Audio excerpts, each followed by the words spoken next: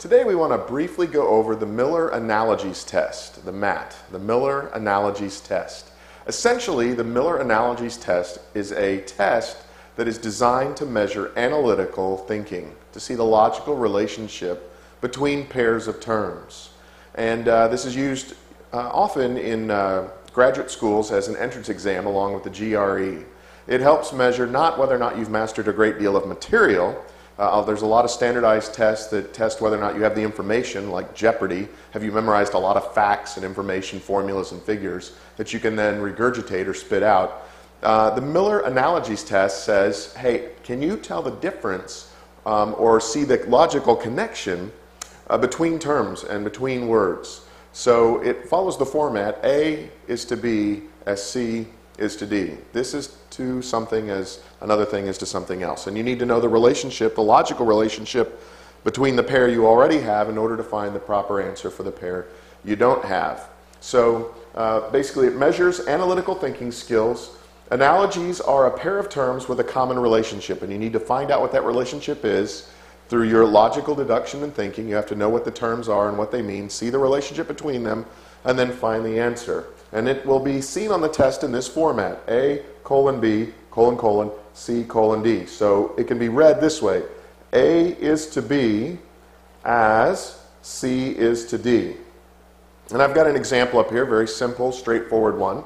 And it would be read like this. It would look like this on the test. You'd have two terms, double colon, a blank, and another term. Now this blank can occur anywhere, any position amongst the four. And so what you have to do is find the pair that you do have and then find the correct answer based on the pair that you already have to fill in the blank. So sun is today as blank is tonight. And you have answers that you can then draw on. So you need to know the relationship between what the sun is to the day and then look at the answers here to figure out what then would correspond with night. So, you know, sometimes nighttime is scary, but scary night, scary as tonight, is that what the sun is to the day?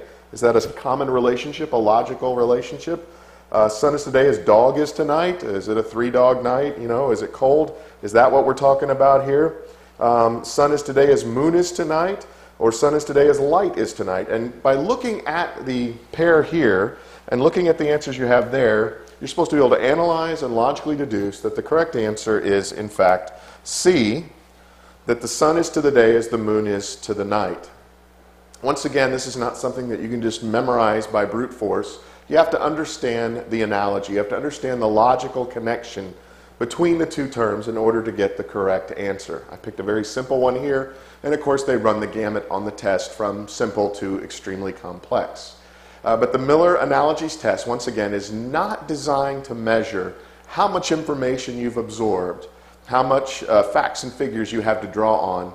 It is a measure of your ability to reason analogically, to reason analytically, to reason things out. And the reason this is important is, as they've tested and used it, they found that those who test high on analytical thinking and logical deduction tend to do well in graduate school, whereas those who have a hard time verbally understanding the connection between words don't seem to do as well. Now, it's not the main test for graduate schools these days, that's the GRE, but the MAT is still used in a given context, trying to measure then, once again, the ability to reason analytically.